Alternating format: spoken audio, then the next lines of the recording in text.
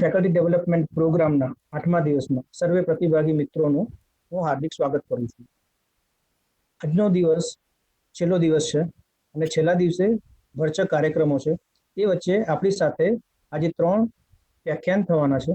તેમાંનું સૌથી પહેલું વ્યાખ્યાન ડોક્ટર નિલેશભાઈ ગજ્જરનું થવાનું છે. તો સૌપ્રથમ આપણા પ્રથમ એક્સપર્ટ તરીકે ડોક્ટર નિલેશ ગજ્જર આપણી સાથે રહેવાના છે. તો સૌથી પહેલા હું એમનો પરિચય કરાવું. Manishbhai slide please.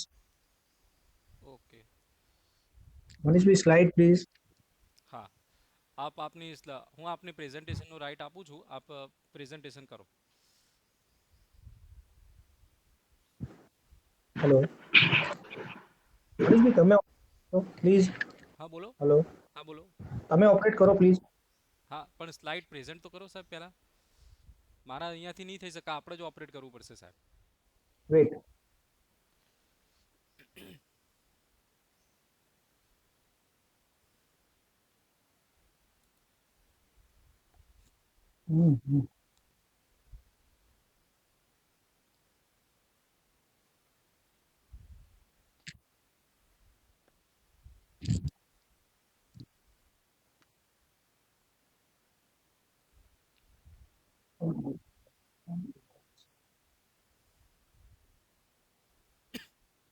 મોનિશભાઈ હેલો. હા બોલો બોલો બોલો. સ્લાઇડ આપે મને શેર કરી છે. આ રહી એ સ્લાઇડ જે હાલ ફરી રહી હતી એ. હાજી હા નિલેશભાઈની. નિલેશભાઈનો પરિચય આપી દો, હું એ સ્લાઇડ ફેરવી રાખું છું. ચાલો. હા પ્લીઝ. હા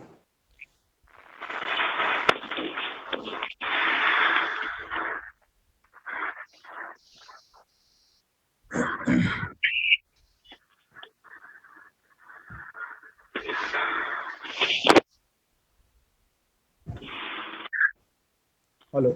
યસ. ઓકે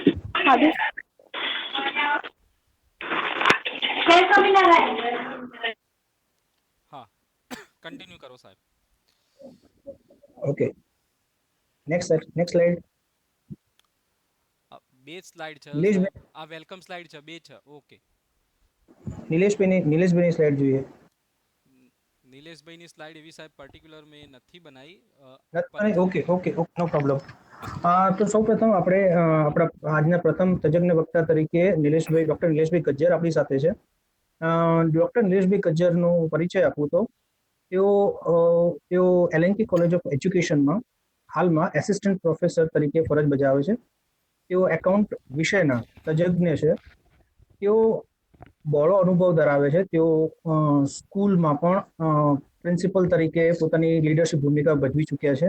આ ઉપરાંત તેઓનો બીએડ અને એમએડનો પણ 15 વર્ષ કરતા વધારે અધ્યાપનનો અનુભવ છે. આ ઉપરાંત તેઓ હેમચંદ્રાચાર્ય ઉત્તર ગુજરાત યુનિવર્સિટીમાં પીએચડી ગાઈડ છે. તેઓ બહોળો પ્રકાશનનો અનુભવ ધરાવે છે. તેઓના મોટી સંખ્યામાં રિસર્ચ પેપર ઇન્ટરનેશનલ લેવલે નેશનલ લેવલે પબ્લિશ થયેલા છે. તેઓ નેશનલ ઇન્ટરનેશનલ લેવલના સેમિનાર્સ કોન્ફરન્સ વર્કશોપમાં સક્રિય રીતે સહભાગિતા ધરાવે છે. આ ઉપરાંત તેઓ સારું લીડરશિપ ક્વોલિટી પણ ધરાવે છે. નિલેશભાઈ ગજ્જરને પબ્લિકેશનનો બહોળો અનુભવ છે અને આજે એ જ તેમનું મુખ્ય વિષય પણ છે. તો હું આશા રાખું છું કે આજે આપણને તેમના વ્યાખ્યાનો ખૂબ જ વધારે બહોળો લાભ થવાનો છે. તો મિત્રો, આજે આપણે સૌપ્રથમ ડોક્ટર નિલેશભાઈ ગજ્જર ને આપણે સાંભળીએ અને ઘણું બધું શીખવાનું રહેશે આ સેશનમાં. તો આપણે તેમાંથી લાભ મેળવીએ. નિલેશભાઈ ગજ્જરનું હું હાર્દિક સ્વાગત કરું છું અને હું તેમને વિનંતી કરું છું કે તે પોતાનું પ્રથમ સેશન સ્ટાર્ટ કરે. Thank you very much. Over to doctor Nileshbhai Gajjar. Nileshbhai. આભાર પ્રશાંતભાઈ.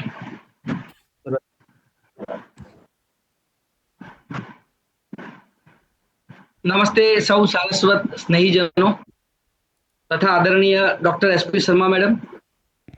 અત્રે હું અમારી કોલેજના આચાર્ય ડોક્ટર એસપી શર્મા મેડમનો ફરીથી આભાર માનું છું કે જેમણે મને સંશોધન અને તેની આઈએસએસએન અને આઈએસબીએન પ્રક્રિયા જો વિષય આપીને આ એફડીપી કાર્યક્રમમાં રિસોર્સ પર્સન તરીકે આપ સૌ વચ્ચે ઉપસ્થિત થવાની જે તક આપી છે એ બદલ મેડમ શ્રીનો આભાર. આ વિષય સંબંધિત અત્રે મારી બે પ્રકારની ભૂમિકા ભજવવાની છે, જેમાં એક પ્રકાશક તરીકેની ભૂમિકા પણ ભજવવાની છે, સાથે સાથે બીજી ભૂમિકા છે મારી એકેડેમિશિયન તરીકેની. તો બંને પ્રકારની ભૂમિકા આપ શ્રી મારા તજજ્ઞ વ્યાખ્યાનમાં જોઈ શકશો. સાથે સાથે આપ સૌ પ્રતિભાગીઓ વચ્ચે મારી વાત મૂકતા ખૂબ જ આનંદની લાગણી અનુભવું છું. સર્વે પ્રતિભાગીઓમાં મારા પીએચડીના ગાઈડ ડોક્ટર મહેશભાઈ સોલંકી, જેઓ શ્રી આણંદ એજ્યુકેશન કોલેજમાં અત્યારે એસોસિએટ પ્રોફેસર તરીકે ફરજ બજાવી રહ્યા છે. મારી જે કંઈ આવડત છે, જે કંઈ રીતે હું આગળ વધી શક્યો છું, એમાં એમનો ખૂબ જ મોટો ઉમદા ફાળો છે. સાથે સાથે મારી જૂની કોલેજ બડસમાના મિત્રો પણ જોડાયેલા છે. કેટલાક મારા પ્રકાશન સાથે જોડાયેલા મિત્રો પણ આપણા કાર્યક્રમમાં જોડાયેલા છે. બધાના નામ નથી લેતો કારણ કે સમય મર્યાદિત છે, એટલા માટે સૌનો ફરીથી એકવાર આભાર માનું છું. પ્રશાંતભાઈનો પણ આભાર. અને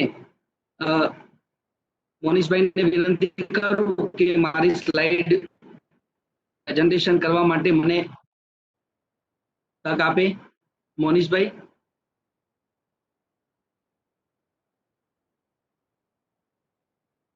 हेलो मोनीश भाई.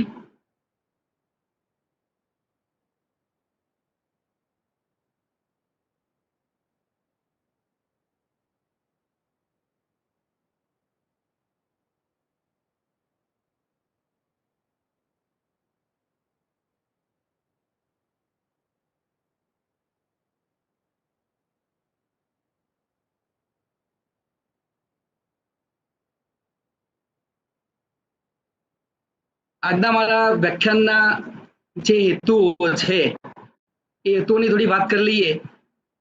To enrich the target group about the awareness about publication, the process, and if establish an unit of ISBN ISSN unit for publication. To enrich the target group about current norms and ethics of publications. To enrich the target group about indexing, citation indexing, and impact factor. To enrich the target group about UGC guidelines of ISSN and ISBN publications. And the last one objective is this: to enrich the target group about criteria of ISSN and ISBN publications for shortlisting of candidate for interview for the post of assistant professor in universities and affiliated colleges.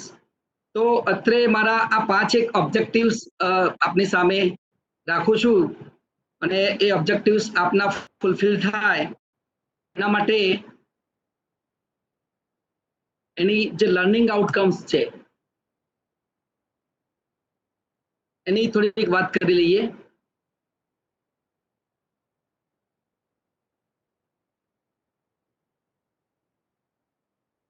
મેં જે આશા રાખી છે કે તમારા આ મારા વ્યાખ્યાન પછી આપણા જે ટાર્ગેટ ગ્રુપમાં શું આઉટકમ્સની હું અપેક્ષા રાખું છું અને શું આઉટકમ્સ આવી શકે તેમ છે. જેમાંથી સૌથી પહેલા you can do the process as well as to establish an unit of ISSN ISBN publication if you want to do this. જો તમારે ISSN અને ISBN publication યુનિટ શરૂ કરવું હોય તો આપશ્રીને આ વ્યાખ્યાન ખૂબ જ ઉપયોગી સાબિત થવાનું છે. You can use the current norms and ethics of publications in your research works. જો કે ઘણા બધા તજજ્ઞ વક્તાઓ મારી પહેલા આ બાબતે કેટલો પ્રકાશ પાડી ચૂક્યા છે, તેમ છતાં પણ અત્રે મારા પબ્લિકેશન સ્થાનેથી અને એકેડેમિશિયન તરીકે હું પણ કેટલો પ્રકાશ પાડવા જઈ રહ્યો છું. તો તેમાં આપ શ્રી કેટલાક નોર્મ્સ અને એથિક્સ વિશે પરિચિત થશો. You can use the terms as indexing, citation indexing, and impact factor in your research articles. These are thesis or publications. એટલે તમારા પબ્લિકેશન્સમાં અને તમારા આર્ટિકલ પબ્લિકેશન્સમાં ઇન્ડેક્સિંગનું શું મહત્વ છે, સાઇટેશન ઇન્ડેક્સિંગ શું છે અને ઇમ્પેક્ટ ફેક્ટર તમે કેવી રીતે જાણો અને એના આધારે તમારું પબ્લિકેશન તમે હવે ભવિષ્યમાં કઈ રીતે કરાવી શકો એનો પણ તમને ખ્યાલ આવશે. You can freely fill the recruitment form of publication criteria as per UGC guidelines of ISSN and ISBN publications. પ્રવર્તમાન જે ધારાધોરણો યુજીસીએ એસ્ટાબ્લિશ કર્યા છે એની સંપૂર્ણ સમજ પણ આપ મેળવવાના છો. અને at last but not least, you can make a meaningful use of the criteria of ISSN ISBN publications for shortlisting of candidates for interview for the post of assistant professor in universities and affiliated colleges. એક જાહેરાત corona પહેલા કરવામાં આવી હતી અધ્યાપક સહાયક તરીકે જે મિત્રોને જોડાવાનું હજી બાકી છે અથવા જોડાવા જઈ રહ્યા છે તેમને, તો એમના માટે પણ અને જે મિત્રો યુનિવર્સિટી લેવલ અથવા તો એફિલિએટેડ કોલેજીસમાં અધ્યાપક તરીકે જોડાવાના છે એમને ઇન્ટરવ્યુમાં પબ્લિકેશન બાબતે શું ધ્યાન રાખવાનું છે એની પણ કેટલીક છણાવટ આપ જોઈ શકશો અને તમારા નોલેજમાં વધારો કરશે એવી અપેક્ષા સાથે હું મારું વક્તવ્ય શરૂ કરું છું. સૌથી પહેલા આપણે વાત કરીએ ઇન્ડેક્સિંગ. ઇન્ડેક્સિંગ એ બીજું કશું જ નથી. આપણે આપણો જે ડિઝર્ટેશન લખીએ છીએ ત્યારે જે અનુક્રમણિકા કરીએ છીએ અથવા તો આપણે કોઈ પુસ્તક લખીએ ત્યારે જે અનુક્રમણિકા બાંધીએ છીએ, વન ટાઈપ ઓફ એવી જ અનુક્રમણિકા છે જે ઇન્ટરનેશનલ લેવલે અથવા તો કોઈ લાઇબ્રેરી અથવા તો કોઈ રિસોર્સિસ જે ઓનલાઈન અવેલેબલ છે એના દ્વારા આપણી કોઈ જર્નલ હોય અથવા તો આપણું કોઈ પ્રકાશન હોય એને જો એ લાઇબ્રેરીમાં સ્થાન આપવામાં આવે તો એને આપણે ઇન્ડેક્સિંગ તરીકે ઓળખીએ છીએ, જેની ઇંગ્લિશ ડેફિનેશન તમારી સામે સ્લાઇડમાં આપ જોઈ રહ્યા છો. Indexing is a process where our server crawls through our website, fetches every pages that it can find and stores as a list of keywords that are found on your site in a database. These keywords are then used to find pages on your site when you use the perform search operations. આપણે મોટા ભાગે આપણો જે database છે અથવા તો આપણે કોઈ માહિતી સર્ચ કરવી હોય ત્યારે મહત્વ આપણે ગૂગલ સ્કોલરને આપીએ છીએ અથવા તો ગૂગલને આપીએ છીએ. તો માની લો કે ગૂગલમાં તમારે કોઈ રિસર્ચ પેપર અથવા તો કોઈ ડેફિનેશન જ્યારે સર્ચ કરવી હોય ત્યારે તમે જે કીવર્ડ્સ અંદર ઇનપુટ કરો છો એ કીવર્ડ્સ બહુ મહત્વના છે. માની લો કે તમે જે પેપર લખ્યું હોય અને જે કીવર્ડ્સ આપ્યા હોય એ કીવર્ડ્સ જો અગત્યના હોય એમાંથી કેટલાક જે મહત્વના વપરાતા શબ્દો હોય જેમ કે રિસર્ચ વધારે વપરાય છે, યુજીસી લિસ્ટ ઓફ જર્નલ્સ શબ્દ વધારે વપરાય છે, કેર લિસ્ટ ઓફ જર્નલ્સ અત્યારે વધારે વપરાય છે, અને તમારું જો સંશોધન હોય અથવા તમારી જો જર્નલ હોય અથવા તો તમારી કોઈ વેબસાઇટ હોય તો એ વેબસાઇટમાં આવા કેટલાક જો તમે કીવર્ડ્સનો યુઝ કરો તો તમારું ગૂગલ ઇન્ડેક્સિંગ વધારે સક્રિય રીતે ગૂગલ સ્કોલરમાં આવવાની શક્યતા વધારી દે છે, જેને આપણે ઇન્ડેક્સિંગ કહીએ છીએ. And index this journal is the one that index is various databases. કેટલાક ડેટાબેઝીસ આપણી સામે મૂકવાનો પ્રયાસ કર્યો છે જેમાંના મહત્વના ડેટાબેઝ છે જેનો આશરો લઈને આજે care list of journals available થયું છે જૂન 2019 થી. જોકે હજી એને વર્ષ થયું નથી એટલે ઘણા બધા જે પ્રકાશકો છે, ઘણા બધા જે પબ્લિશર્સ છે એ પબ્લિશર્સ એમાં જોડાવાની તૈયારીઓ કરી રહ્યા છે. પહેલાના જે ક્રાઇટેરિયા હતા એ જેમાં જે જર્નલ ચાલતી હતી અને હવેના જે ક્રાઇટેરિયા છે આમાં યુજીસીએ કેટલાક નોર્મ્સ, કેટલાક એથિક્સ, કેટલાક ધારાધોરણો મૂક્યા છે અને એમાંથી કેટલાક ધારાધોરણો જે ફૂલફિલ કરી રહ્યા છે એવા કેટલાક મોટા પાયા ઉપર જે ઇન્ડેક્સિંગ ડેટાબેઝ છે જે ઓનલાઈન અવેલેબલ છે, જે ફ્રી સોર્સિસ છે, એવા કેટલાક ઇન્ડેક્સ ડેટાબેઝ છે જેને આપણે પબમેડ તરીકે પણ ઓળખીએ છીએ, જેને હું અત્રે હાઇલાઇટ કરું છું તમારી સામે. તો આવું એક પબમેડ ડેટાબેઝ છે જેમાં તમારી જર્નલ અથવા તમારું રિસર્ચ પેપર ઇન્ડેક્સિંગ થઈ શકે છે. ત્યાર પછી જે મહત્વનો જે ડેટાબેઝ છે એ સ્કોપસ ઇન્ડેક્સ જર્નલ્સ છે, જેનું આજકાલ મોટા પાયા ઉપર ઇન્ડેક્સિંગ ડેટાબેઝમાં નામ છે. સ્કોપસ ઇન્ડેક્સ જર્નલ્સમાં જો તમારે જોડાવવું હોય તો સ્કોપસ એના પોતાના કેટલાક ક્રાઇટેરિયન્સ છે, કેટલાક નોર્મ્સ છે, કેટલાક ધારાધોરણો છે, કેટલીક ટર્મિનોલોજી છે, એને આપણે ફૂલફિલ કરવી પડે. એવો જ એક મોટો ડેટાબેઝ છે જેને WOS વર્લ્ડ ઓફ સાયન્સ તરીકે આપણે ઓળખીએ છીએ. તો આ બંને એવા મોટા ડેટાબેઝ છે જેમાં આપણી જર્નલ જો ઇન્ક્લુડ થાય અથવા તો ઇન્ડેક્સિંગ થાય તો આ બે ડેટાબેઝનું મહત્વ એટલા માટે વધારે છે કે જેને યુજીસીએ એ અને બી ગ્રુપમાં મૂક્યા છે. આ ડેટાબેઝમાં જો તમારી જર્નલ જોડાય અથવા જો તમારું પેપર પબ્લિશ થાય એને કોઈ પડકારી શકતું નથી. પહેલી મહત્વની વાત આ છે.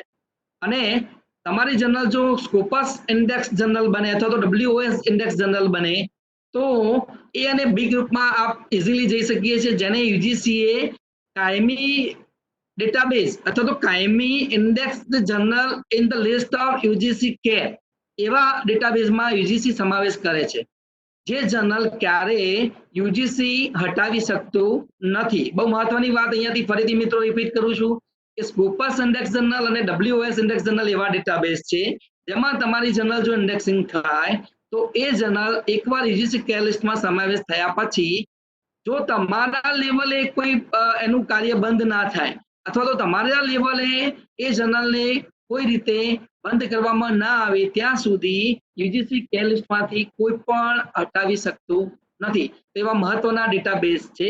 આજે જો આપણે જોઈએ તો મહત્વની ફોરેનની જે જર્નલ્સ છે, લગભગ જે યુજીસી કેર લિસ્ટ છે એમાંથી 98% of journals from the world A UGC ડેટાબેઝમાં છે, કેર લિસ્ટ ડેટાબેઝમાં છે.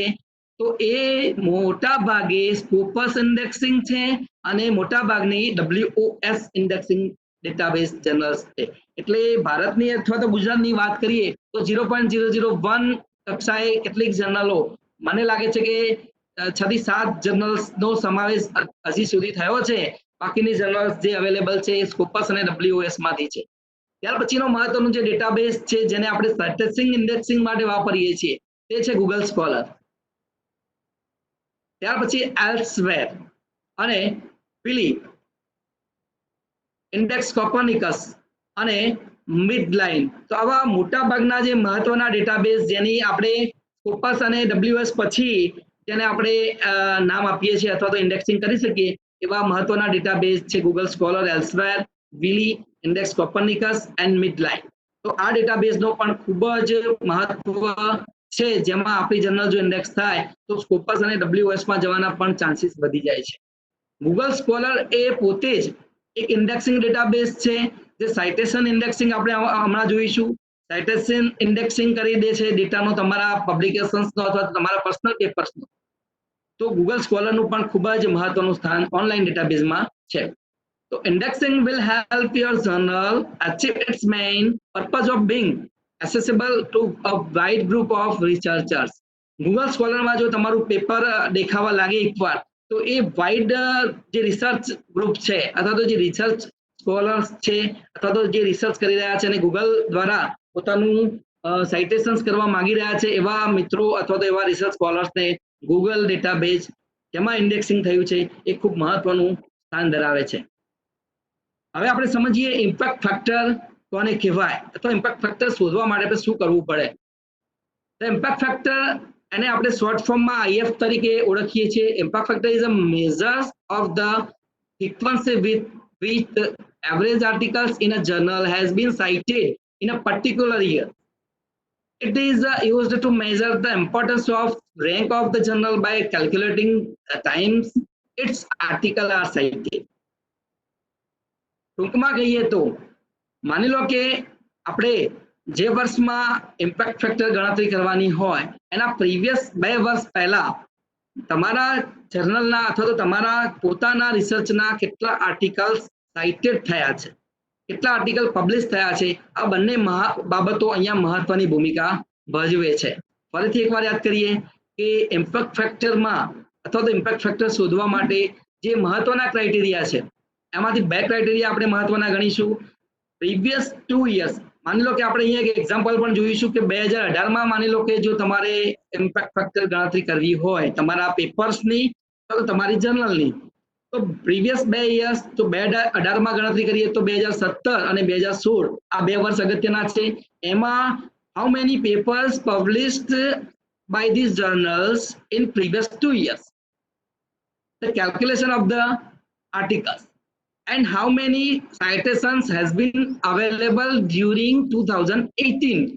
2018માં તમારા જર્નલના પેપરના કેટલા citations થયા છે by any researchers, by any scholars, by any universities, by any libraries.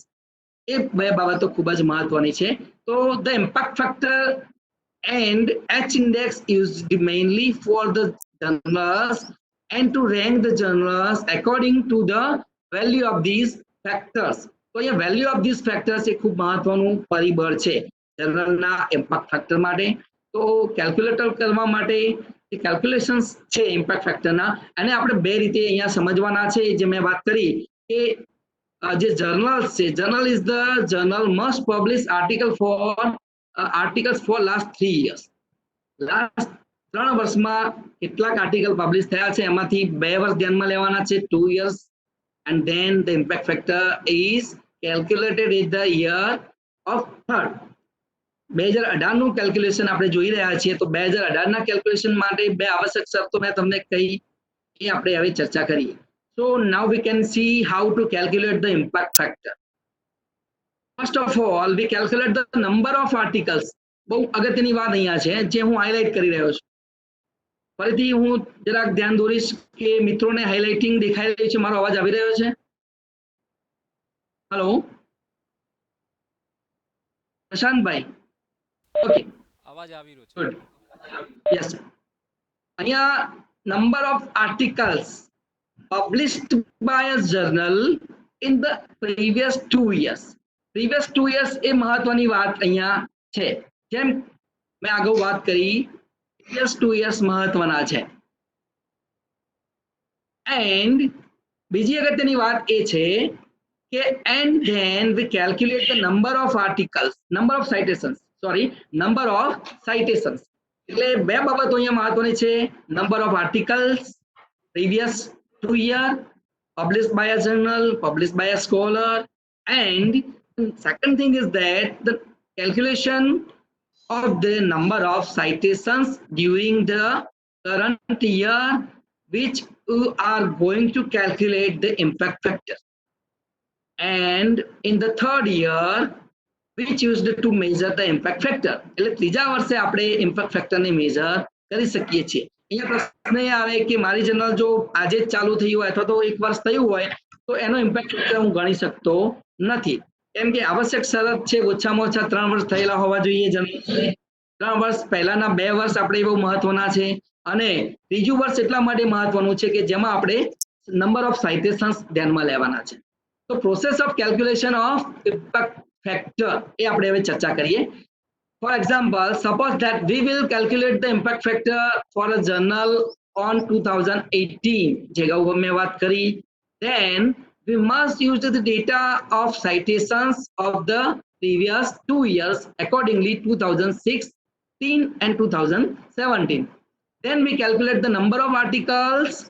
મહત્વની વાત ફરીથી, number of articles published by a journal during 2016 and 2017.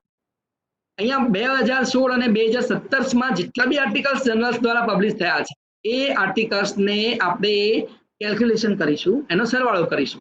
And then after we calculate the number of citations by the articles published in the previous 2 years during 2018. કે 2018 માં જેટલા બી articles ને site કરવામાં આવ્યા છે 2018 માં એની પણ વાત કરીશું. So the question is that the number of citations is divided on the number of published articles, and the result is find the impact factor. એનું ઇક્વેશન શું બનશે એની વાત કરીએ તો અહીંયા એક એક્ઝામ્પલ આપણે લઈશું કે 2016 અને 17 માં લાસ્ટ બે જે વર્ષ છે એ ખૂબ અગત્યના છે. ફરીથી 2016 અને 17 બરાબર, એના બધા જ પબ્લિશ થયેલા આર્ટિકલ ધ્યાનમાં લઈશું અને નંબર ઓફ સાઇટેશન્સ ડ્યુરિંગ 2018. 2018 માં જે નંબર ઓફ સાઇટેશન્સ છે એની સંખ્યા પણ આપણે ધ્યાનમાં લેવાની છે. So if the number of articles published by the journal in previous 2 years is 785, once again I repeat, જો છેલ્લા 2 વર્ષમાં કોઈ પણ જર્નલ્સ અથવા તો કોઈ પણ ઓથર્સ દ્વારા પબ્લિશ થયેલા આર્ટિકલ્સ ની સંખ્યા 785 હોય અને 2018 ના વર્ષમાં નંબર ઓફ સાઇટેશન્સ 128 હોય. હંમેશા નંબર ઓફ આર્ટિકલ્સ કરતા નંબર ઓફ સાઇટેશન્સ ની સંખ્યા ઓછી જ હોય. એ એટલા માટે કે તમે જેટલા બી આર્ટિકલ્સ પબ્લિશ કરો છો એ બધા આર્ટિકલ સાઇટ થવા જરૂરી છે અથવા તો બધાને સાઇટેશન મળે જ એવું કોઈ જરૂરી નથી. એટલે number of citation is less than number of published articles. Then the equation is, હવે અહીંયા સમીકરણ શું બને છે તો impact factor is equal to total number of citations during 2018 divided by total number of published articles in 2016 and 2017. એટલે કે 2016 માં અને 2017 માં જેટલા બી આર્ટિકલ્સ પબ્લિશ થયા છે એ બધા જ આર્ટિકલનો સરવાળો આપણે સાઇટેશન્સ વડે એને ભાગીશું. તો અહીંયા ફરીથી એકવાર આપણે રિમાઇન્ડ કરી લઈએ કે આપણા પબ્લિશ થયેલા આર્ટિકલ 785 છે અને આપણા સાઇટેશન્સ 128 છે. તો 128 ભાગ્યા 785 આપણે કરવું પડે. અહીંયા સૌ જોઈ શકો છો કે ઇમ્પેક્ટ ફેક્ટર બરાબર જે 128 જે છે એ શું છે, number of citations during 2018 and divided by 785 શું છે, તો 785 is number of published article in last previous 2 years. એટલે 128 ભાગ્યા 785 કરીએ છીએ ત્યારે જે જવાબ આપણને મળે છે એ આપણો ઇમ્પેક્ટ ફેક્ટર બતાવે છે. એ પછી જર્નલ્સનો ઇમ્પેક્ટ ફેક્ટર હોય કાં તો પછી કોઈ આર્ટિકલ્સ ઓથર્સે પબ્લિશ કર્યા હોય એનો ઇમ્પેક્ટ ફેક્ટર આપણે માની લઈએ છીએ. બીજું એક એક્ઝામ્પલ, નાનું એક એક્ઝામ્પલ જોઈએ કે કોઈ જર્નલ્સ અથવા તો કોઈ પબ્લિશર્સ છે એણે છેલ્લા 2 વર્ષમાં 40 આર્ટિકલ્સ નું છેલ્લા વર્ષમાં એનું સાઇટેશન્સ છે 40 અને છેલ્લા 2 વર્ષમાં નંબર ઓફ આર્ટિકલ એના 80 છે. તો એનું ઇમ્પેક્ટ ફેક્ટર મળે 2. તો આશા રાખું કે મિત્રોને ઇમ્પેક્ટ ફેક્ટર વિશે કેટલીક સમજ ક્લિયર થઈ હશે. હવે વાત કરીએ સાઇટેશન્સની. સાઇટેશન એ શું છે મિત્રો? એના માટે આપણે એક એક્ઝામ્પલ લઈએ કે અત્યારે ફેસબુકનો જમાનો છે, અત્યારે યુટ્યુબનો જમાનો છે. અત્યારે નાના છોકરાઓને યુટ્યુબમાં જે લાઇક્સ મળે છે એ લાઇક્સની ખબર છે. આપણે જ્યારે પહેલાના જમાનામાં દૂરદર્શન દ્વારા સમાચાર જોતા હતા અને દૂરદર્શનમાં સમાચાર આવતા હતા એને આપણે સાઇટ કરતા હતા આપણા મનમાં કે મને દૂરદર્શનના સમાચાર જોવા ગમે છે.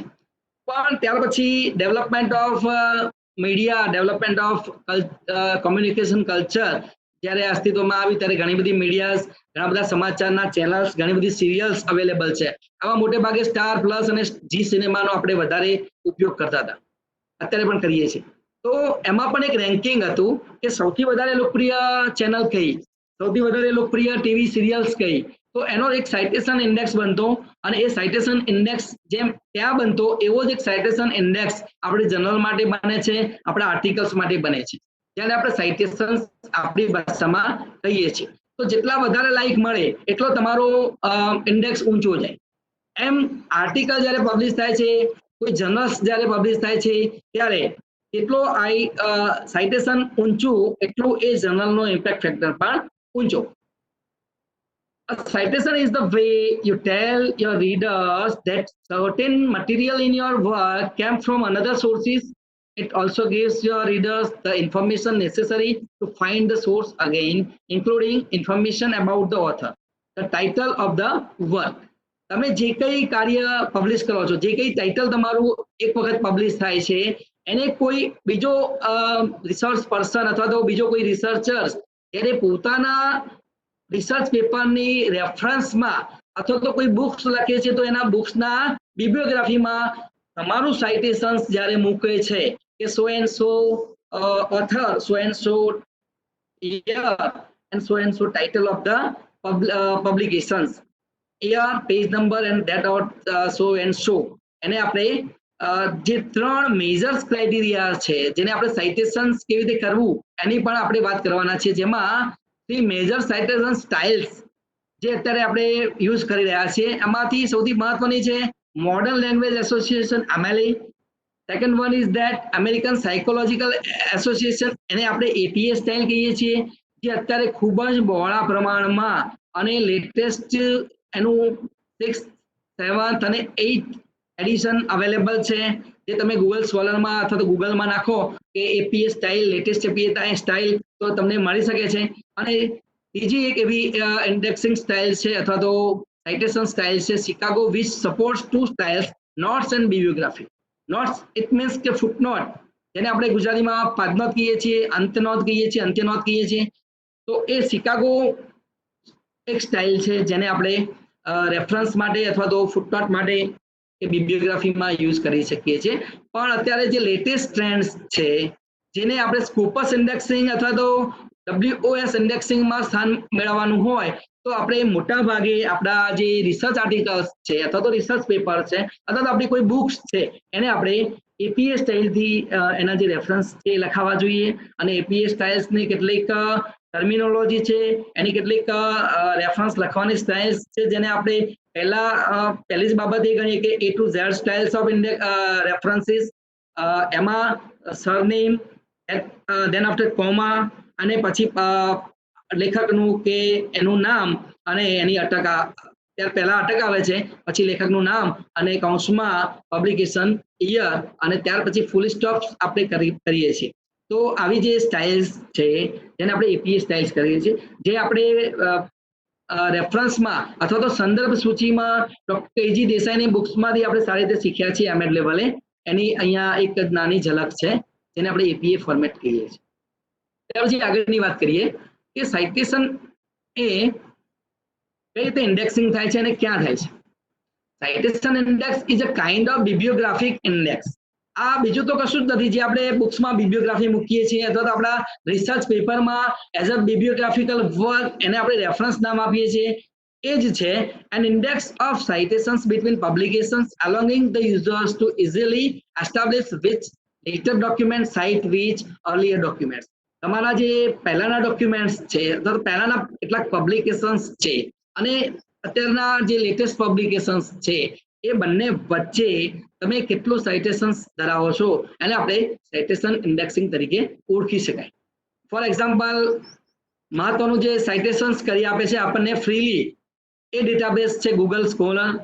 ત્યાર પછી છે Index Copernicus, Indian citation indexing, index journal citations report વગેરે વગેરે જેટલા કેટલાક ડેટાબેઝ છે જે આપણે આપણા રિસર્ચ પેપર અથવા તો આપણી જર્નલ્સને જે સાઇટ કરી આપે છે કે જે આપણી જર્નલનું વેલ્યુ બતાવે છે. જે આપણી જર્નલને જેમ નાનું બાળક જન્મે છે ત્યારે એનું કોઈ અસ્તિત્વ સમાજ માટે બહુ મોટું હોતું નથી, પણ જેમ જેમ એ બાળક મોટું બને છે એમ એમ એનું વજન, ઉંમર, ઊંચાઈ, બુદ્ધિ બધું જ વધે છે.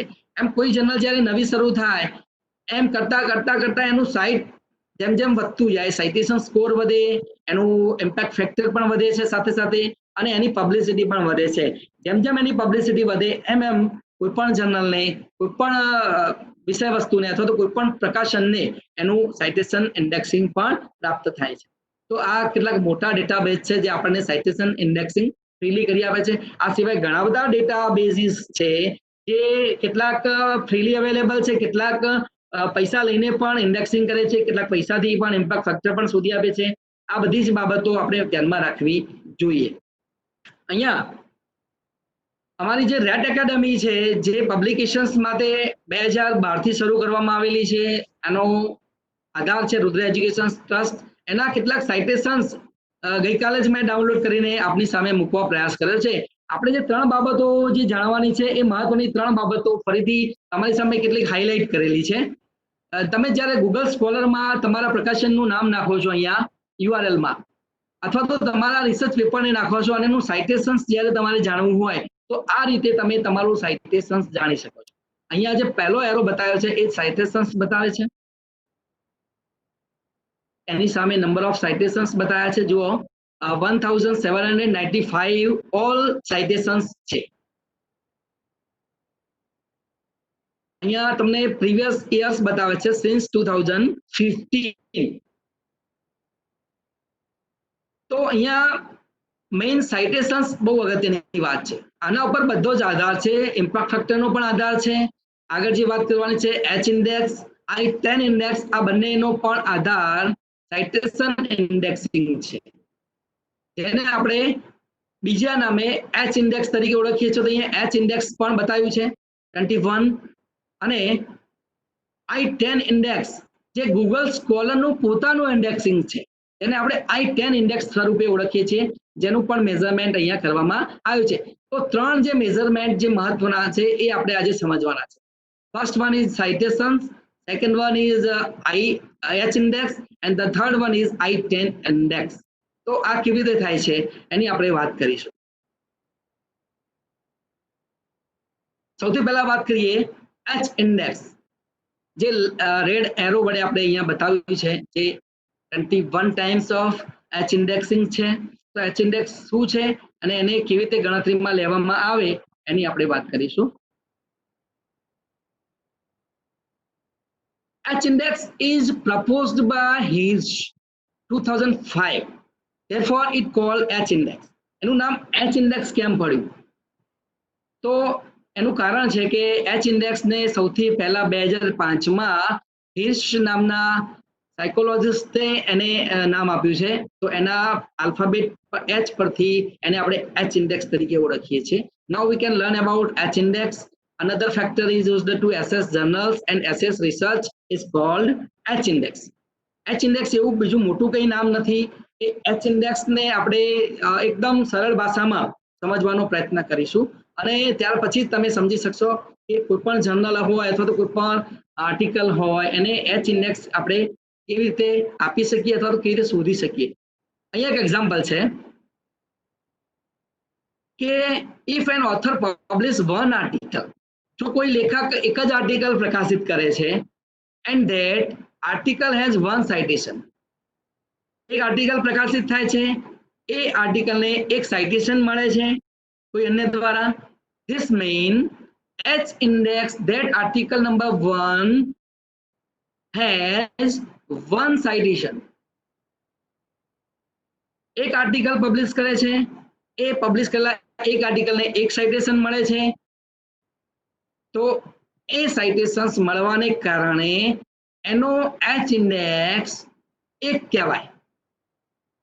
ફરીથી સમજીએ, એક આર્ટિકલ પબ્લિશ થાય છે, એ એક આર્ટિકલને એક સાઇટેશન્સ મળે છે, તો એનો H ઇન્ડેક્સ 1 કહેવાય. બીજું ઉદાહરણ જોઈએ કે if author published 2 articles, એકની જગ્યાએ હવે માની લો કે કોઈ ઓથર લેખક 2 આર્ટિકલ પ્રકાશિત કરે છે and the articles number 1, હવે અહીંયા ધ્યાન રાખજો, article number 1 is cited 18 times. પહેલો આર્ટિકલ 18 વખતે સાઇટ થાય છે અને 18 સાઇટેશન્સ મળે છે. 18 લોકો એના પોતાના રિસર્ચમાં આ આર્ટિકલને એને રેફરન્સ કરે છે અથવા તો રેફર કરે છે. તો પહેલો આર્ટિકલ 18 વખતે સાઇટ થાય છે અને બીજો જે આર્ટિકલ છે એને કોઈ સાઇટ કરતું નથી. તો સેકન્ડ આર્ટિકલ હેઝ 0 સાઇટેશન.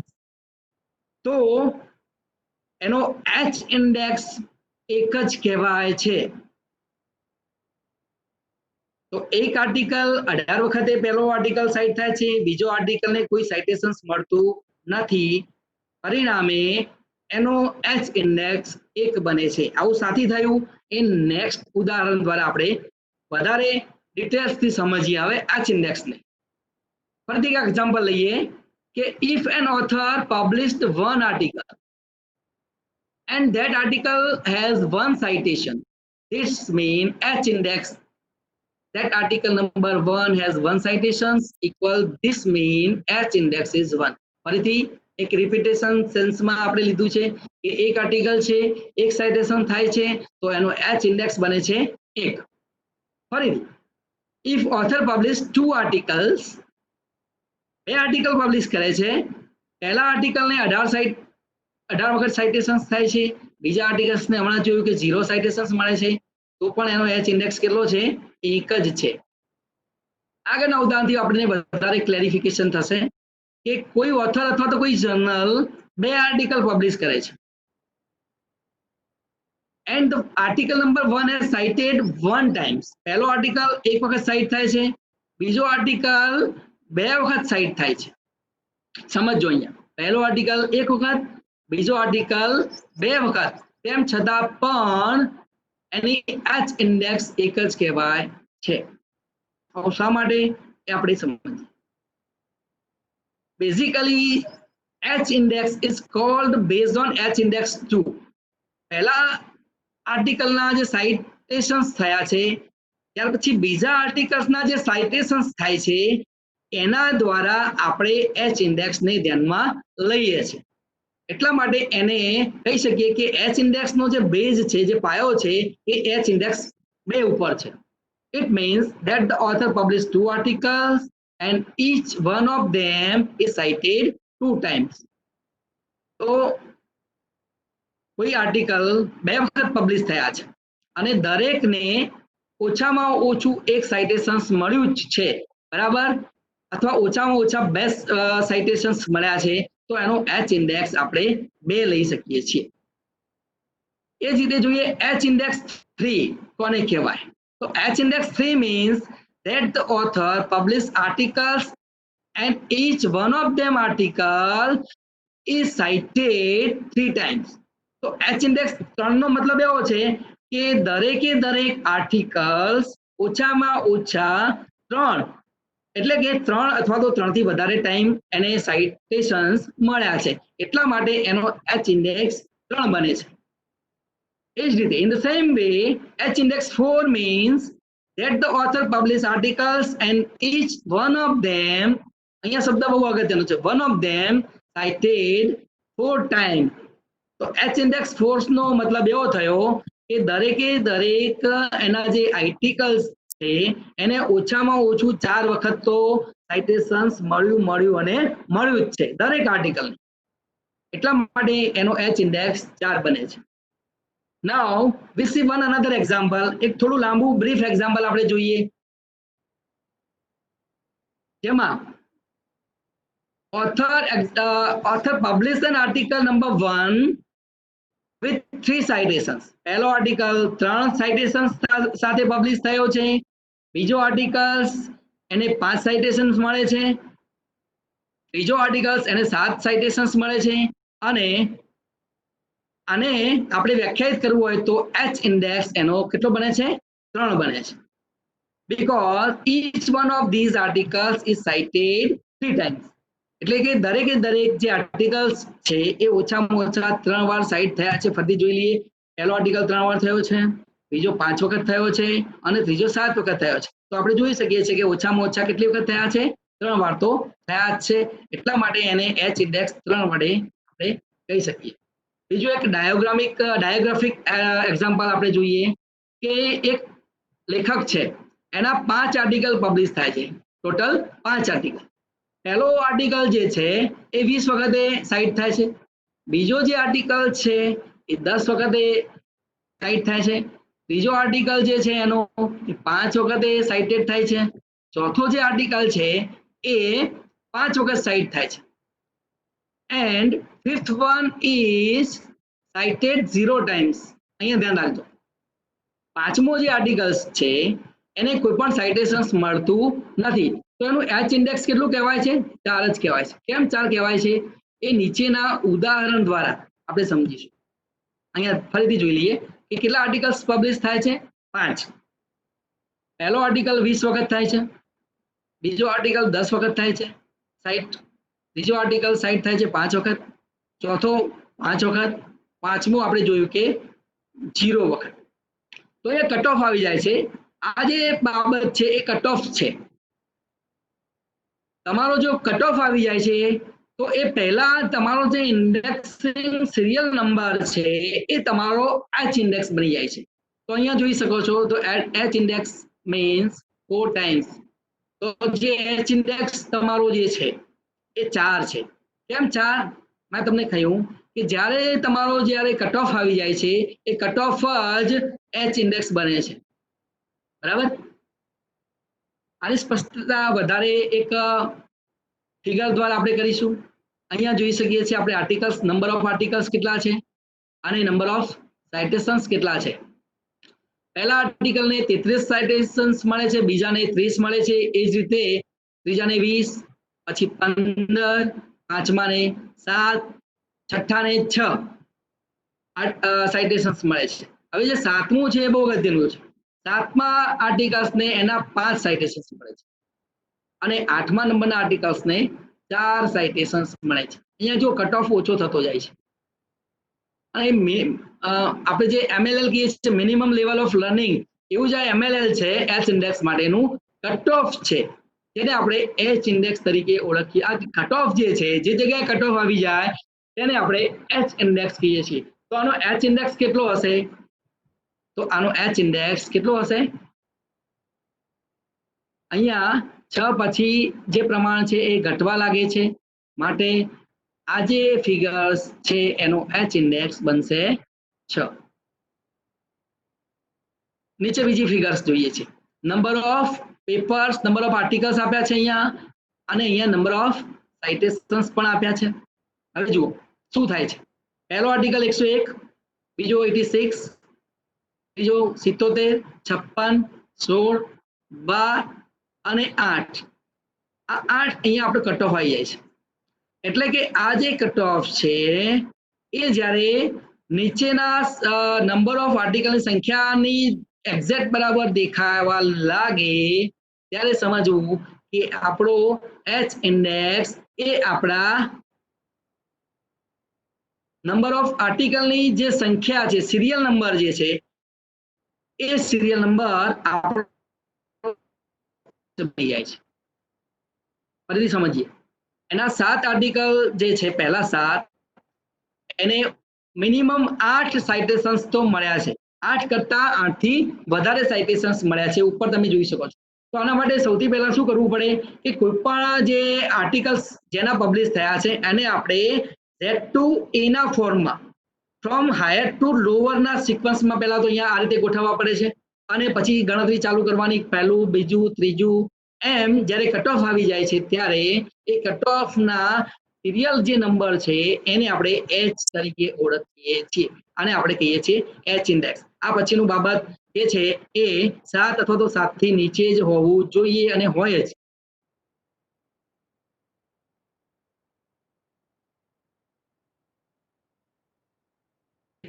અહીંયા તમને મારો એક પ્રશ્ન છે. મોનીશભાઈ જે હાથ ઊંચો કરે એમને આપણે એક પ્રશ્ન પૂછવાનો છે. આજે આકૃતિ આપ સૌ જોઈ રહ્યા છો. આમાં એક ડાયાગ્રામ છે. Kindly see the table. ટેબલને બધા આપણે ધ્યાનથી જોવાનું છે અને calculate the H index.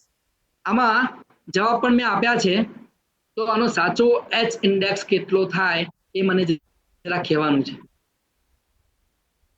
Number of publications, number of citations, અને રીતે આપ્યા છે કટ ઓફ પહેલાના અને કટ ઓફ પછીના. તો એચ ઇન્ડેક્સ કેટલો? સાચો જવાબ કયો? Raise your hand. I Bhaveshbhai. Okay, Bhaveshbhai હા સાહેબ, 8 થશે ઇન્ડેક્સ એનો.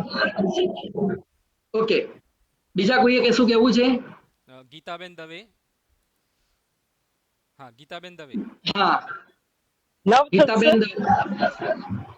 બોલો. 9 થશે ને સાહેબ? કેટલો?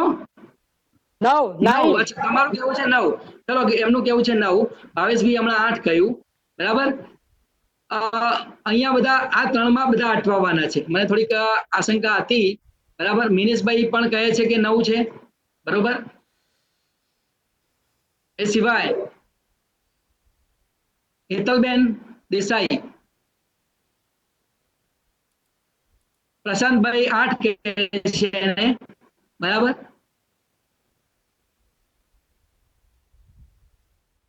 તો મિત્રો જેમણે હા, વિષ્ણુભાઈ 8 કહે છે, બરાબર છે. 8 ની સંખ્યા વધતી જાય છે. મને લાગે છે કે સાચો જવાબ 8 હોવો જોઈએ. દેવાંગભાઈ પણ 8 કહે. એના પહેલા કોઈ મેં પણ 8 કહ્યું, હું જોઈ ના શક્યો નામ. કશો વાંધો. હરેશભાઈ મારા પણ અહીંયા જોડાયેલા છે, એમણે 7 કહ્યું. હવે 7, 8 અને 9 માંથી સાચો જવાબ કયો એની થોડીક આપણે છણાવટ કરીએ આ એક એક્ઝામ્પલ દ્વારા. જો 6 જવાબ જે છે એ તો સાચો હોઈ જ ના શકે. એનું કારણ છે કે એ અહીંયા કટ ઓફની એકદમ નીચે છે, બરાબર. બીજી વાત કરીએ 7 કેમ નહીં, તો 7 ઇન્ડેક્સ 7મું પેપર જે છે એને 10 સાઇટેશન્સ મળે છે. ત્યાર પછી 8મું પેપર છે એને 9 સાઇટેશન્સ મળે છે. એટલે 7 કરતા તો હજી 8 પેપર સુધી આપણા સાઇટેશન્સ 8 થી નીચે ગયા નથી. એટલે કે 8 થી ઉપર જ છે. એટલે કે 9મું પણ 9 સાઇટેશન્સ પણ આપણને મળે છે. હવે અહીંયા મહત્વની વાત એ છે કે જ્યારે આપણું 9મું આર્ટિકલ જે છે, બરાબર, એને 8 સાઇટેશન્સ મળે છે. 10મું આર્ટિકલ જે છે એ કટ ઓફ થી ઘણું બધું નીચે જાય છે. તો અહીંયા જે 8 છે, 8 આર્ટિકલ જે છે, બરાબર, એને 9 સાઇટેશન્સ મળે છે. 9મું આર્ટિકલ છે એને 8 સાઇટેશન્સ તો મળ્યા જ છે, બરાબર.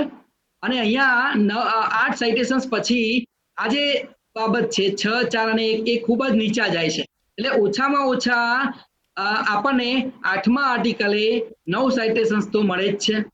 9મા આર્ટિકલે 9 કરતા ઓછું પ્રમાણ જાય છે. બરાબર, 9મા આર્ટિકલે શું થાય છે? 9 કરતા પ્રમાણ ઓછું જાય છે. તો આપણો સાઇટેશન્સ ઇન્ડેક્સ કેટલો, એચ ઇન્ડેક્સ કેટલો હોય કે જેમાં આર્ટિકલ્સની અને આર્ટિકલની સંખ્યા અને સાઇટેશન્સની સંખ્યા એ 8 અથવા તો 8 કરતા બિલો થવી જોઈએ નહીં. ફરીથી સમજીએ, આગળનું ઉદાહરણ પણ જોઈએ. જુઓ, અહીંયા એચ ઇન્ડેક્સ 7 હતું. કેમ 7? કે 7મા પેપરે દરેકે દરેક આર્ટિકલ જે સાઇટેશન્સ છે એની સંખ્યા 8 અથવા 8 થી વધારે હતી. 8 અથવા 8 થી વધારે હતી. અહીંયા 8 થી ઓછી થઈ ગઈ છે.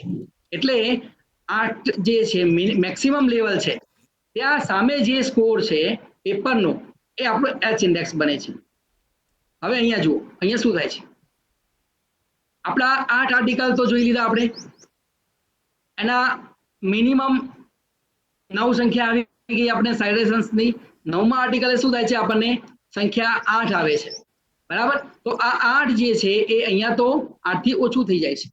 બરાબર, અને આ જે 9 છે એ 8 થી વધારે છે. બરાબર, તો આપણો એચ ઇન્ડેક્સ બનશે 8. તો જે લોકોએ 8 જે જવાબ આપ્યો એ સાચો જવાબ છે. હવે આપણે સમજીએ, હવે જો કોઈ પ્રશ્ન હશે તો આપણે એને પછી લઈશું. I10 index. તો I10 ઇન્ડેક્સ પણ એવું એક ઇન્ડેક્સિંગ સ્વરૂપ છે જેને આપણે ગૂગલ સ્કોલર માંથી શોધી શકીએ છીએ. ગૂગલ સ્કોલરનું પોતાનું ડેવલપમેન્ટ છે. સમજીએ I10 ઇન્ડેક્સ નો મતલબ શું થાય. I10 index is equal to the number of publications with at least 10 citations. The number of publications with at least, આ બહુ મહત્વનો શબ્દ છે. At least 10 અથવા તો 10 થી વધારે સાઇટેશન્સ જેને મળે છે એને આપણે I10 ઇન્ડેક્સ તરીકે ઓળખીએ છીએ. તો I10 ઇન્ડેક્સ પોતે એક વ્યાખ્યાયિત પદ છે જેમાં આપણે, જેનો મતલબ એવો થાય કે I10 ઇન્ડેક્સ બરાબર દરેકે દરેક જે આર્ટિકલ્સ છે, માની લો કે તમારા 20 આર્ટિકલ્સ છે, 10 છે, 15 છે, વોટ એવર એની આર્ટિકલ્સ, તો એ દરેકે દરેક આર્ટિકલ્સને ઓછામાં ઓછું એટલીસ્ટ 10 સાઇટેશન્સ અથવા તો એનાથી વધારે સાઇટેશન્સ મળ્યા જ છે. બરાબર, તો ઓછામાં ઓછા 10 અથવા તો 10 થી વધારે સાઇટેશન્સ મળેલા હોય તો જે એનો કટ ઓફ જે નક્કી થાય છે 10, એને આપણે I10 ઇન્ડેક્સ વડે ઓળખીએ છીએ. I10 index is a sole matrix design and developed by Google Scholar. આ જે એની જે પદ્ધતિ છે અથવા તો એનું જે મેટ્રિક્સ કેલ્ક્યુલેશન્સ છે એ ગૂગલ સ્કોલરે પોતાની રીતે ડેવલપ કર્યું છે. અને ગૂગલ સ્કોલર એ એવી એક સાઇટ, ઇન્ડેક્સિંગ ડેટાબેઝ વેબસાઇટ છે જેને આપણે સૌથી વર્લ્ડનો મોટામાં મોટો ડેટાબેઝ ઓળખીએ છીએ. દરેકે દરેક કોઈ પણ કીવર્ડ્સ આપણે સર્ચ કરવો હોય તો ફક્ત ને ફક્ત ગૂગલથી આપણે ઇઝીલી અને સેકન્ડોમાં સર્ચ કરી શકીએ છીએ. So in this way I10 index 10 means one of them cited 10 times or more. તો બીજું એક એક્ઝામ્પલ જોઈએ કે I10 index 12 કોને કહેવાય. તો I10 index 12 means that author published 12 articles. કોઈ લેખકે 12 આર્ટિકલ્સ પબ્લિશ કર્યા છે અથવા તો 12 થી વધારે આર્ટિકલ્સ પબ્લિશ કર્યા છે, but 12 articles is cited 10 times or more. ભલે તમે ગમે એટલા આર્ટિકલ્સ પબ્લિશ કર્યા પણ તમારા 12 આર્ટિકલ્સ એવા છે, આ 12 આર્ટિકલ્સ એવા છે જેને 10 અથવા 10 થી વધારે વખત સાઇટેશન્સ મળ્યા છે. તો આ I10 છે એ એક પ્રકારનું પેરામીટર્સ છે. આ I10 પેરામીટર્સ એવું બતાવે છે, અહીંયા નંબર ઓફ આર્ટિકલ્સ ગમે એટલા હોય, 10 હોય, 12 હોય કે 24 હોય. બરાબર, તો માની લો કે 24 હોય તો 24 આર્ટિકલ્સ I10 24 નો મતલબ શું થાય? તો 24 માંથી કેટલાક આર્ટિકલ્સ એવા છે જે 10 અથવા 10 થી વધારે વખતે સાઇટેશન અને મળ્યા છે. અહીંયા જોયું તમે કે 12 આર્ટિકલ એવા છે કે જેને 10 કરતા 10 થી વધારે સાઇટેશન્સ મળ્યા છે અને આપણે I10 ઇન્ડેક્સ વડે ઓળખીએ છીએ. તો અહીંયા આપણે ઇન્ડેક્સિંગની જે વાત છે એ પૂરી કરી. સૌથી પહેલા આપણે સમજ્યા ઇમ્પેક્ટ ફેક્ટર કોને કહેવાય. ઇમ્પેક્ટ ફેક્ટરને ફરીથી એકવાર યાદ કરી લઈએ કે કોઈપણ જર્નલનો જ્યારે જે વર્ષે તમે ઇમ્પેક્ટ ફેક્ટર માપવા માંગતા હોય એ વર્ષમાં થયેલા સાઇટેશન્સ ભાગ્યા એ વર્ષના 2 વર્ષ અગાઉના વર્ષોના નંબર ઓફ પબ્લિશ આર્ટિકલ્સ ની સંખ્યા વડે જ્યારે ભાગવાથી જે પરિણામ મળે છે એને આપણે ઇમ્પેક્ટ ફેક્ટર કહીએ છીએ. ત્યાર પછી બીજી જે બાબત સમજ્યા આપણે એને આપણે એચ ઇન્ડેક્સ કહીએ છીએ, જેમાં આપણે સમજ્યા કે એચ ઇન્ડેક્સ શું છે. તો જે ઇન્ડેક્સિંગ તમારો ડેટાબેઝ છે એના નંબર ઓફ સાઇટેશન્સ કેટલા છે અને તમારા નંબર ઓફ આર્ટિકલ્સ કેટલા છે એનો જે કટ ઓફ મળે છે એ કટ ઓફ એ તમારો એચ ઇન્ડેક્સ બને છે. અને ત્રીજી બાબત સમજ્યા I10 ઇન્ડેક્સ. તો I10 ઇન્ડેક્સ એ એવી ઇન્ડેક્સિંગ ડેટાબેઝ છે જે એવો પેરામીટર્સ છે કે જે તમારા જે આર્ટિકલ્સ જે તમારા પબ્લિશ થયા છે વોટ એવર તમે ગમે એટલા આર્ટિકલ્સ પબ્લિશ કર્યા હોય એ દરેક આર્ટિકલ્સને ઓછામાં ઓછા 10 સાઇટેશન્સ અથવા 10 થી વધારે સાઇટેશન્સ તો મળ્યા જ છે. હવે આપણે યુજીસી ગાઈડલાઇન્સ જે છે પબ્લિકેશન્સની, જેમાં આપણે ISSN પબ્લિકેશન્સ અને ISBN પબ્લિકેશન આ બંનેના લેવલની વાત કરવાના છીએ. આપ સૌ જાણતા હશો ગઈકાલે અમિતભાઈ માલી સાહેબે પણ વાત કરેલી 105 નંબરનું પેજ. તો આ 105 નંબરનું પેજ તમને ક્યાંથી મળે? તો અત્યારે તમે જો યુજીસીની સાઇટ પર જશો અને નોટિસ સેક્શનમાં જશો તો નોટિસ સેક્શનમાં 373માં નંબરની ગાઈડલાઇન્સ છે, જેને આપણે UGC regulation of minimum qualification for appointment of a teacher and other academic staffs in universities and colleges. મહત્વનું છે યુનિવર્સિટીમાં અને કોલેજીસમાં બંનેમાં જે મેઝરમેન્ટ છે એ મેઝરમેન્ટ કયા પ્રકારનું રહેશે એનો જે રેગ્યુલેશન પસાર થયો 2018 એને પબ્લિશ કર્યો 20 જુલાઈ 2018 ના રોજ. અને એનો કોઈનું માઇક અનમ્યુટ થઈ ગયું લાગે છે. આજે પ્રકાશિત કરવામાં આવ્યો ગેઝેટ એ 20 જુલાઈ અને એને 18મી જુલાઈ 2018 ના રોજ એને ગેઝેટનું સ્વરૂપ આપવામાં આવેલું. એની લિંક પણ અહીંયા મૂકેલી છે, હાઇપરલિંક. તમે એ હાઇપરલિંક વડે આ આર્ટિકલ સુધી વાંચી જઈ શકો છો. એનો 111 પેજનો આખો આર્ટિકલ્સ આખું ગેઝેટ્સ છે અને એ ગેઝેટ્સમાં કયા પેજ અગત્યના છે for the publications of ISSN અને ISBN. તો આ ગેઝેટનો જે હોમ પેજ છે મુખપૃષ્ઠ તમે જોઈ શકો છો. બરાબર. મેં કહ્યું તેમ 18 જુલાઈ 2018 ના રોજ એને આખરી ઓપ આપવામાં આવ્યો અને એમણે સાઇટ પર એને 20 જુલાઈએ મૂક્યો. હાઇપરલિંક અહીંયા આપેલી છે, તમારે જરૂર હશે તો હમણાં હું ચેટ બોક્સમાં પણ એને શેર કરી દઈશ. બરાબર. તો આપણે હવે આગળની વાત કરીએ કે તમારે જો ISSN જર્નલ શરૂ કરવી હોય તો શું કરવાનું. About ISSN number and its publication process of registration. અહીંયા તમે લોગો જોઈ શકો છો. એમાં 2 પ્રકારના લોગો છે, હિન્દી અને ઇંગ્લિશ લોગો. નિસ્કે, જેનું નામ છે નિસ્કે. તો આપણે પહેલા જોઈએ full form of ISSN, international standard serial number વડે આપણે એને ઓળખીએ છીએ. મેં હાઇલાઇટ કરેલા જ છે એના પહેલા આલ્ફાબેટ. હું પ્રોવાઇડર ISSN, આપણને ISSN કઈ એજન્સી આપે છે તો એને આપણે શોર્ટ ફોર્મમાં નિસ્કેર અથવા તો નેશનલ સાયન્સ લાઇબ્રેરી NSL વડે ઓળખીએ છીએ. એનું સેન્ટર જે છે ન્યૂ દિલ્હી છે. National Institute of Science Communication and Information Resources and National Science Library which is situated at New Delhi. હવે એની રજિસ્ટ્રેશન પ્રોસેસ જે અગત્યની વાત છે એ શું છે, તો તમે કઈ રીતે કોઈ પણ જર્નલ અથવા તો જર્નલને ISSN નંબરથી પ્રકાશિત કરી શકો છો. તો એનું હવે માધ્યમ છે ઓનલાઈન. પહેલા એ ઓફલાઈન માધ્યમ હતું પણ હવે એ ઓનલાઈન માધ્યમ થઈ ગયું છે. Through NSL website. આ જે વેબસાઇટ છે એ વેબસાઇટ ઉપર જઈ તમે અત્યારે એનો સ્ક્રીનશોટ લઈ શકો છો. આ વેબસાઇટ ઉપર જઈ અને તમે તમારું પોતાના એકમનું ISSN જર્નલ એનું જે ફોર્મ્સ છે એ ફોર્મ ફિલઅપ કરીને તમે ભરી શકો છો. ઓનલાઈન જ છે. તમને રજિસ્ટ્રેશન નંબર મળે છે અને રજિસ્ટ્રેશન નંબરથી ફર્ધર ઇન્ક્વાયરીઝ કરવાની છે. તમને એનો મેલ પણ આવશે, બરાબર. Who can apply four ISSN? ISSN માટે કોણ એપ્લાય કરી શકે છે?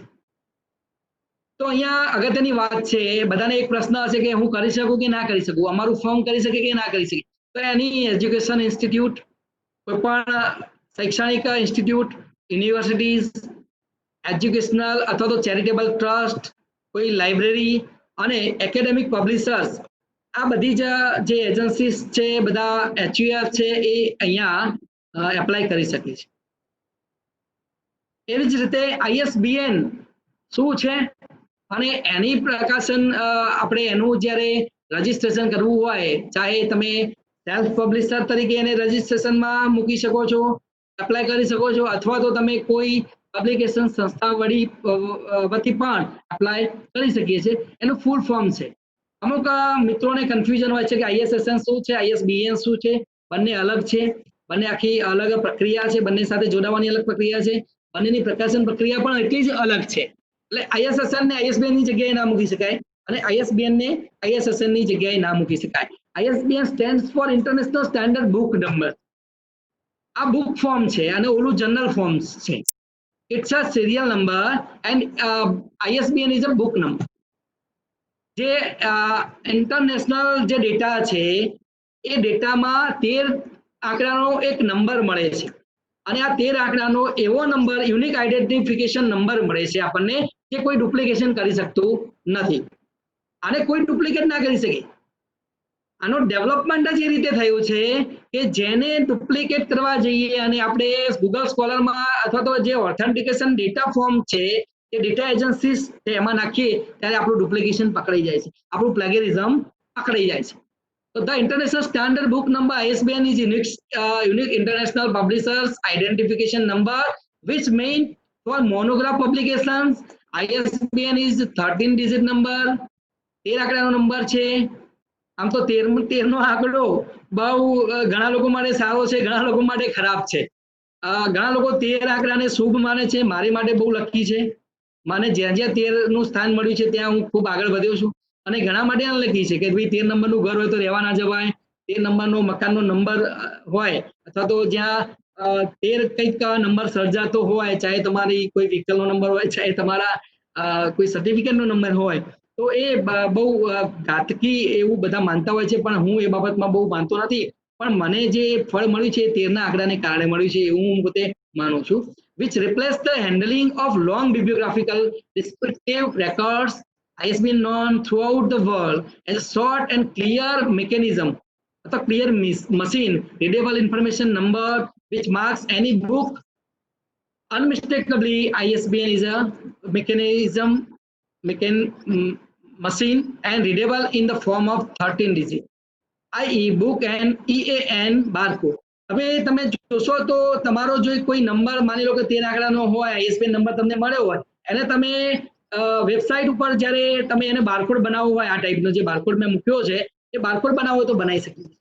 હવે અહીંયા અગત્યની વાત એ છે કે આ જે 13 આંકડાના નંબર છે એમાં 978, ત્યાર પછી 93, ત્યાર પછી એક 5 આંકડાનું ગ્રુપ છે અને ત્યાર પછી 2 આંકડા અને આ છેલ્લો જે ડિજિટ છે એનું એક અલગ ગ્રુપ છે. એ રીતે બધું ગ્રુપ ભેગું થઈને 13 આંકડાનો ડિજિટ બને છે. તો આ 13 આંકડામાં વિશેષતા છે. એમાં સૌથી અગત્યનો આ છેલ્લો આંકડો છે જેને આપણે રેન્ડમલી નંબર છે, જે રાજા રામ મોહન રાય નેશનલ એજન્સી આપણે આગળ વાત કરીએ એ પ્રોવાઈડ કરે છે ને રેન્ડમલી છે. આ બધા જ જે આંકડા છે એ 100ની સિરીઝમાં હોય છે, ફ્રોમ 0 to 99, અને આ સિરીઝ અહીંયાથી ચાલે છે ફ્રોમ 1 2 3 અપ ટુ 67 and 99. અને આ જે છે આ જે જૂથ છે એ પબ્લિશર આઈડેન્ટિફાયર છે, આ પણ પબ્લિશર આઈડેન્ટિફાયર છે, અને આ જે જૂથ છે એ સ્પેશિયલી આઈડેન્ટિફાયર ફોર પબ્લિશર્સ. એ અમુક પબ્લિશરને મળે છે, એ બીજા પબ્લિશરને જુદી રીતે મળે છે. Who provide ISBN? Raja Ram Mohan Roy National Agency for ISBN, Department of Higher Education, MHRD, Government of India. Headquarter એનું છે ન્યૂ દિલ્હી. આપણને ISBN નંબર પ્રોવાઈડ કરે છે. ચાહે તમે પબ્લિશર હો, ચાહે તમે સેલ્ફ પબ્લિશર તરીકે જવા માંગતા હોય, તો અહીંયા એનું એક હેડક્વાર્ટર્સ છે એ આપણને ISBN આપે છે. એની રજીસ્ટ્રેશન પ્રોસેસ પણ ઓનલાઈન છે અને એ MHRD ની વેબસાઇટ http://isbn.gov.in જે વેબસાઇટ છે એ તમે ગૂગલ સ્કોલરમાં અથવા તો ગૂગલમાં નાખશો તો તમને બતાવશે. આ વેબસાઇટ લોન્ચ કરી આપણા ઓનરેબલ HRM મિનિસ્ટર એ વખતના Miss Smriti Zubin Irani launch the ISBN portal on 7th April 2016. હવે અહીંયા પ્રશ્ન એ છે કે આ બધા પહેલાના આ પછીના અને આ પહેલાનો એવો બે ભાગ થઈ ગયા આમાં. તો એક પહેલાનો ભાગ છે, એક પછીનો ભાગ છે. તો આ પહેલાનો જે ભાગ છે એ હાર્ડ ફોર્મમાં પબ્લિકેશન્સ થતા હતા અને કોઈ પણ પબ્લિશરને અથવા તો સેલ્ફ પબ્લિશર જે ઓથર્સ હોય એને સેલ્ફ એક ફોર્મ આપવામાં આવતું હતું જે આખું ડિટેલ્સ થી ભરવાનું હતું, જેમાં ISBN number, title, date, volume, year, number of pages, આ બધી જ માહિતીનું એક ફોર્મ હાર્ડ ફોર્મમાં હતું. એ ફોર્મ હવે આ તારીખ પછી સોફ્ટ ઓનલાઈન ફોર્મમાં એને રૂપાંતરિત કર્યું છે. એટલે આ તારીખ પછી જે લોકોએ પબ્લિશ કર્યું છે એ બધાની જ માહિતી આ સાઇટ પર અવેલેબલ છે. અને આ પહેલા જેમણે પબ્લિકેશન કરેલું એ બધાની માહિતી એ હાર્ડ કોપીના ફોર્મમાં છે. એટલે એને કોઈ પણ રિક્રુટમેન્ટ બોડી એને સોફ્ટ ફોર્મમાં માગી ના શકે અથવા તો એને ઓનલાઈન ફોર્મમાં માગી ના શકે. એ માગવાની પ્રોસેસ આ તારીખ પછીની છે એટલે એ પછી જ માગી શકે. હું કેન એપ્લાય, આમાં કોણ કોણ જોડાઈ શકે, કોણ કોણ એપ્લાય કરી શકે? તો એન ઇન્ડિવિજ્યુઅલ, કોઈ પણ વ્યક્તિ પોતે, એની એજ્યુકેશન ઇન્સ્ટિટ્યૂટ અને કોઈ પણ યુનિવર્સિટી, કોઈ પણ ટ્રસ્ટ, લાઇબ્રેરી અથવા તો પબ્લિકેશન એજન્સી આમાં જોડાઈ શકે છે. આની જે તમે સાઇટ જોશો તો એ સાઇટનું ફોર્મ આ ટાઈપમાં તમને દેખાશે. આમાં તમે જ્યારે રજીસ્ટ્રેશન કરવા માંગતા હોય તો અહીંયા જતું રહેવાનું, ન્યૂ એપ્લિકન્ટ રજીસ્ટ્રેશન. કોઈ પણ નવો વ્યક્તિ આમાં જાય અને જોડાઈ શકે છે. ત્યાર પછી તમને એક એપ્લિકન્ટ લોગિન આવું મળી જશે. તમારો અહીંયા પાસવર્ડ અને યુઝર આઈડી જનરેટ થઈ જશે અને તમે પોતે એપ્લિકેબલ થઈ જશો અહીંયા લોગિન થવા માટે.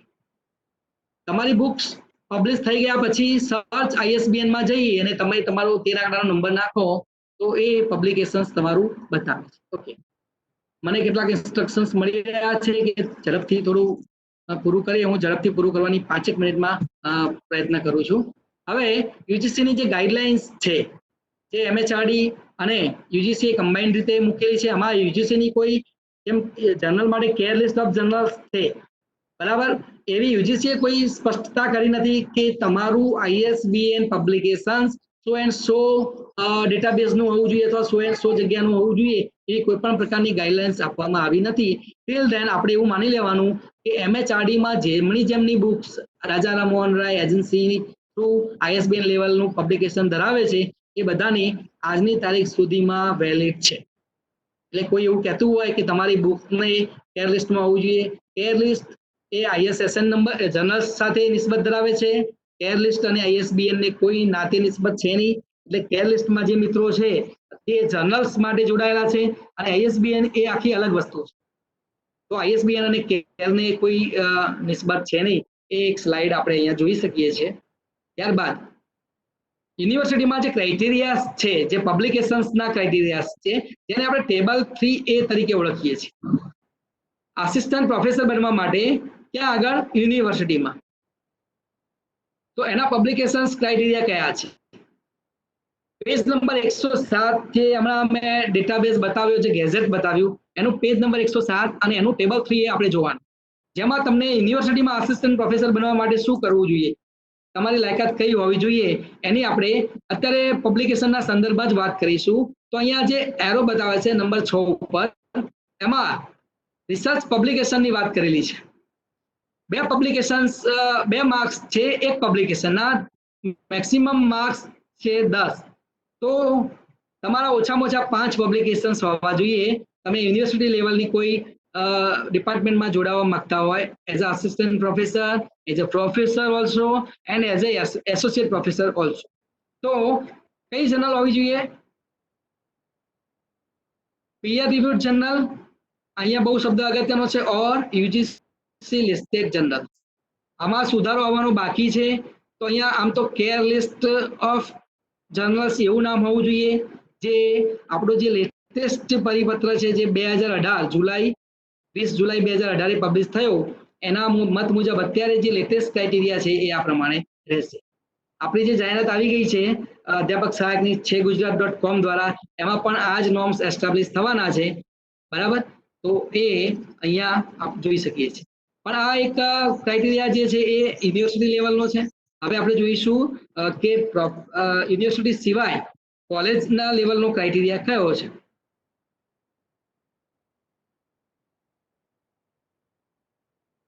Table number 2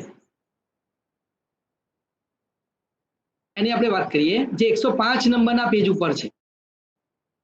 university and college teachers માટે જે એકેડેમિક રિસર્ચ સ્કોર છે, જેને આપણે પહેલા એપીઆઈ કહેતા હતા, અત્યારે એને આપણે કહીશું એકેડેમિક અથવા તો રિસર્ચ સ્કોર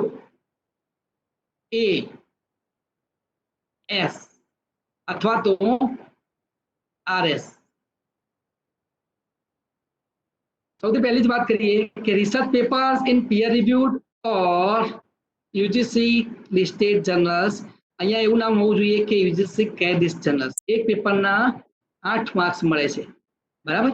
અને જુદા જુદા જે પબ્લિશર્સ છે એમાં તમારું લેવલ નથી જોવાતું, પણ પબ્લિશરનું લેવલ જોવાય છે કે એ ઇન્ટરનેશનલ પબ્લિશર છે, નેશનલ છે, ચેપ્ટર ઇન બુક છે, editor of book by international publisher છે કે editor of books by national publisher છે. એના માર્કિંગ લેવલમાં ક્રમશઃ ઇન્ટરનેશનલ થી નેશનલ, સ્ટેટ લેવલ અથવા તો ચેપ્ટર ઇન બુક્સ લેવલ આમ તમને ઘટાડો થતો જોવા મળે છે.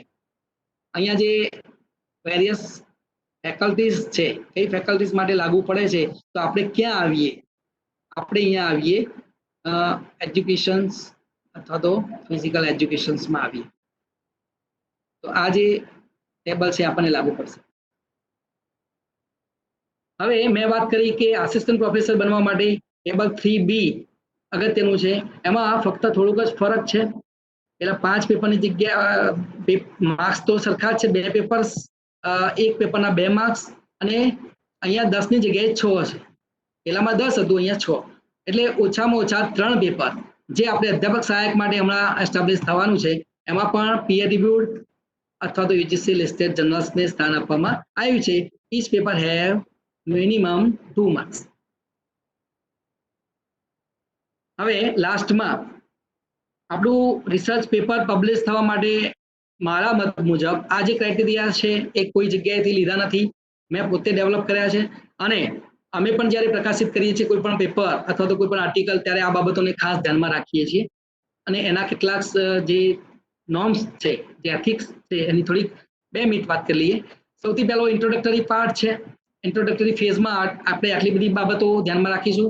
Proper selection of title, abstract of the paper in 150 to 200 words, keywords given, also proper and progressive introduction, meaningful objectives, proper cited review of related literature and on behalf of title, proper introduction of hypothesis with select statistical parameters or research questions as per research methodology, operative definition of key terms, progressive writing styles without use of any rhythms and metaphors in introductory phase, and proper layout. બહુ અગત્યની વાત આ છે, proper layout and use of true grammar and languages.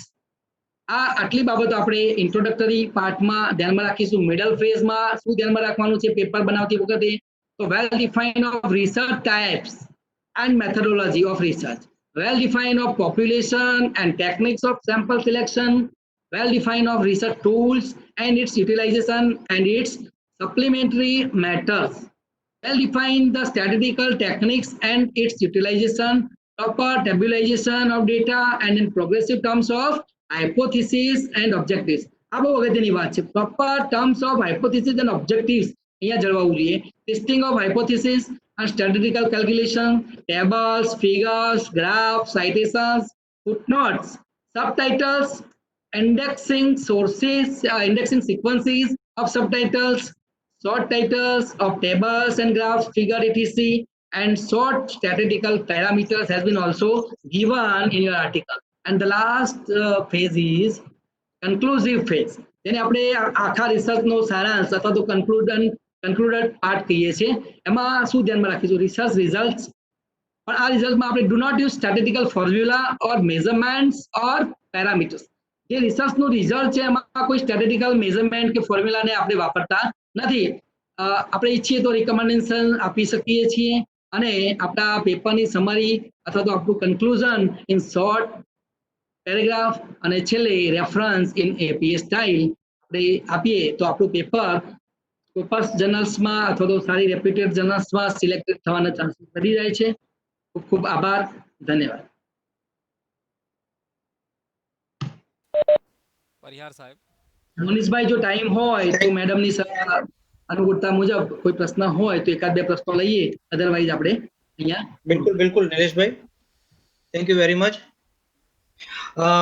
નિલેશભાઈએ આજના સેશનમાં પ્રથમ સેશનમાં indexing, impact factor, citation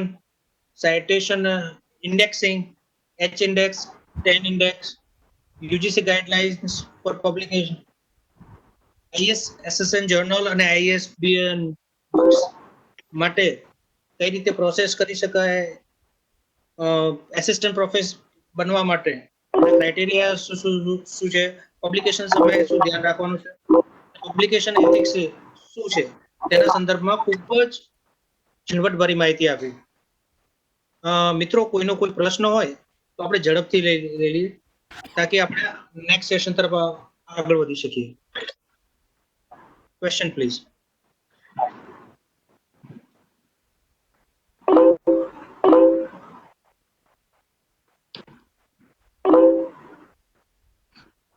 કોઈને કોઈ પ્રશ્ન?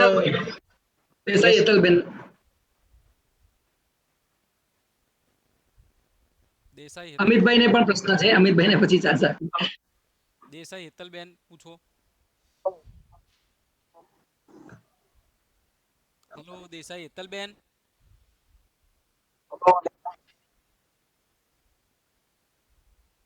દેસાઈ હેતલબેન. ઓકે, પરિહાર સાહેબ સ્કીપ કરશું. અમિતભાઈ માલી ને પ્રશ્ન છે. અમિતભાઈ. નમસ્કાર નિલેશભાઈ. બોલો સાહેબ. નમસ્કાર. હા પ્રશાંતભાઈ, નિલેશભાઈ ને મારો અવાજ આવતો હશે? હા આવે છે. હા સરસ. તમે LNK માં બેઠા એવું લાગે છે મલી સાહેબ.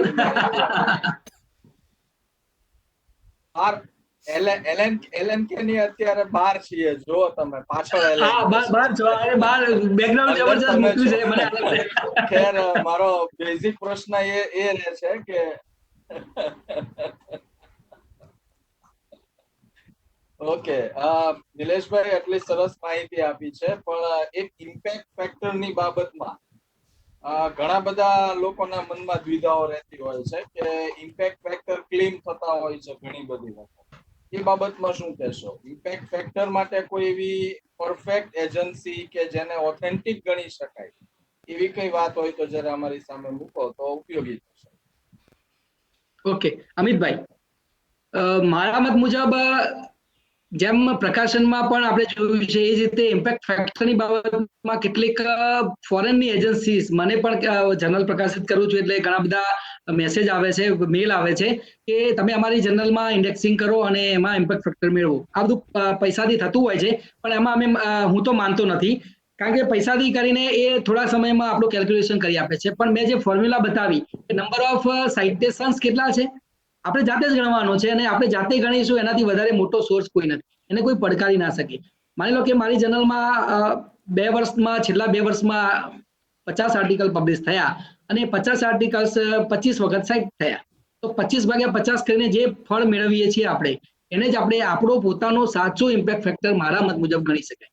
એના માટે કોઈ એજન્સીને જવાબદાર ગણવાની અથવા તો એજન્સીને એ આપણને એનું પ્રમાણપત્ર આપે એ કોઈ વેલ્યુએબલ પ્રમાણપત્ર છે નહીં, બરાબર. તેમ છતાં પણ ગૂગલ સ્કોલર એ બહુ સ્ટાન્ડર્ડ ડેટાબેઝ મારા મત મુજબ છે, કારણ કે ગૂગલ સ્કોલર જે માહિતી આપે છે અથવા તો જે લોકો પોતાનું પબ્લિકેશન્સ કરે છે, આર્ટિકલ લખે છે, સાઇટ કરે છે, એ ગૂગલ સ્કોલરમાં વિધિન સેકન્ડોમાં આવી જાય છે. એટલે એ જે મેઝરમેન્ટ છે એ કોઈ પણ પ્રકારના બાયસ, કોઈ પણ પ્રકારની લાગવગ કોઈ પણ પ્રકારની એની જે આપણો ગ્રાફ છે એ ઊંચો લઈ જવાની ધારણા એના વગર, એના બાયસ વગર આપે છે. તો Google scholar is best example for the impact factor. ભાઈ પરિહાર સાહેબ. ઓકે, એક જરા પૂરક પ્રશ્ન કરી લઉં જો પરિહાર સાહેબ એલાવ કરતા હોય તો. પરિહાર સાહેબ. Hello, Prashant. અમિતભાઈ પ્લીઝ પ્રશ્ન પૂછો. પરિહાર સાહેબ. હા પ્લીઝ પૂછો, પ્રશ્ન પૂછી શકો. હા, એક જે સાઇટેશન ગણવાની નિલેશભાઈ જે મજાક, સાઇટેશન ગણવા માટેની જે સરસ મજાની ટેકનિક ને એની વાત થઈ છે. હવે સપોઝ એક પેપર પબ્લિશ થયો છે તો એના સાઇટેશન છે કેવી રીતે જાણવા મળે એના ઓથરને? હા અમિતભાઈ, પ્રશ્ન ખૂબ સારો છે. તમારે જ્યારે હવે આજે તમે જ્યારે પબ્લિશ, અવાજ આવે છે? હા, આવી રહ્યો છે. આવે છે નિલેશભાઈ. હા, માની લો કે તમે સોલ ઓથર છો, તમે પોતે જ ઓથર્સ છો, બરાબર? આપણે જર્નલની વાત નથી કરતા. તમારે પેપર પબ્લિશ કરવું છે, તમે પોતે પેપર લખો છો, બરાબર? અને તમારું પેપર પબ્લિશ થઈ ગયું. તો તમારે એઝ અ પબ્લિશર તરીકે પોતાની જાતને લેવાની, હું પોતે પબ્લિશર છું. તો એક તમારે ગૂગલમાં તમારું પોતાનું ગૂગલ સ્કોલરમાં એકાઉન્ટ બનાવવાનું, અથવા તો તમારું જીમેલ એકાઉન્ટ તો હોય જ. તો જીમેલ એકાઉન્ટમાં તમારા નામે જ્યારે તમે એકાઉન્ટ બનાવો છો ત્યારે કોઈ પણ વ્યક્તિ વર્લ્ડમાંથી જ્યારે તમારું પેપર સાઇટ કરે છે ત્યારે તમને ગૂગલ જીમેલ છે એ તમને એક મેલ આવે છે કે તમારું પેપર સાઇટ થયું છે. અને આ બધા જ મેલ તમે ભેગા કરો અથવા તો બધા મેલ તમે જ્યારે જુઓ છો ત્યારે તમને ખબર પડે છે કે મારા પેપર સાઇટ થઈ રહ્યા છે. જેમ કોઈ કવિ હોય, લેખક હોય, અથવા તો કોઈ ડાયરો કે એવું થઈ રહ્યું હોય, જ્યારે તમે યુટ્યુબ ચેનલ ઉપર પોતાનો વિડીયો અપલોડ કરો છો અને જ્યારે લાઈક થવાની શરૂઆત થાય છે ત્યારે તમે જો સબસ્ક્રાઇબ કરો છો ત્યારે તમને એનો મેલ, હવે નવા વિડીયો જે અપલોડ થશે એ ઓટોમેટિક આવી જાય છે. એ જ રીતે તમે જ્યારે ગૂગલ સ્કોલરમાં જો આવું એક એકાઉન્ટ ક્રિએટ કર્યું હશે તો તમને ઓટોમેટિકલી બધાના મેલ આવી જશે જે પણ સાઇટ કરે છે. આ બધું જે મારું જે મેં તમને બતાવ્યું કે અમારી જે જર્નલ્સ ચાલે છે એના બધા સાઇટેશન્સ અત્યારે જે જમા થયા છે બધા મેલ અમારી પાસે છે. એ ઓટોમેટિકલી કોઈ પણ સાઇટ કરે ત્યારે ખૂબ જ ઝડપથી તરત જ વિધિન સેકન્ડમાં આપણને મેલ મળી જાય છે. એટલે આપણને ખબર પડી જાય છે કે આપણું સાઇટેશન થઈ રહ્યું છે. હા, પરિહાર સાહેબ. Thank you very much. Thank you very much. LNK college of education અને સમગ્ર જે પ્રતિભાગી મિત્રો છે એમના તરફથી આજે આપણે તજજ્ઞ વક્તા તરીકે જે નિલેશભાઈએ ઊંડાણપૂર્વક માહિતી આપી છે તેના સંદર્ભ હું એમનો આભાર માનું છું. થેન્ક યુ વેરી મચ નિલેશભાઈ, તમે સમય આપ્યો અને ખૂબ જ ઊંડાણપૂર્વક સમજ આપી. Thank you. Okay, thanks a lot. Welcome.